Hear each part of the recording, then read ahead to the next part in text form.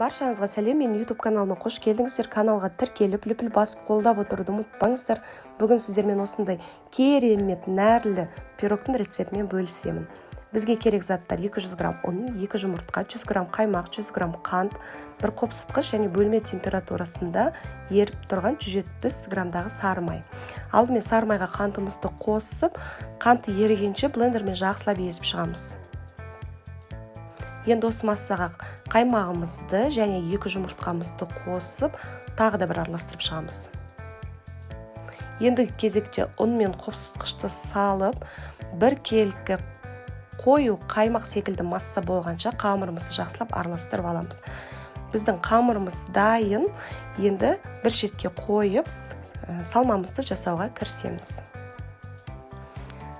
Салмамызға керек заттар 400-500 граммдай шабдалы консервіленген, орнына кез келген жеміс қолдансаңыздар болады. 300 грамм сүзбе, 300 грамм қаймақ, 150 грамм қант, 2 жұмыртқа және бір ванильді қант. Сүзбе мен қаймаққа қантымызды және ванильді қантымызды, 2 жұмыртқамызды қосып, қанты ерігенше әбден блендермен араластырып шығамыз.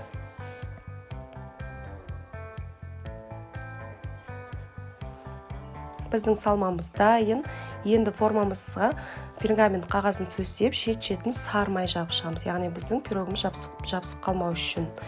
Қамырымызды формаға салып, бір келкі етіп жайып шығамыз.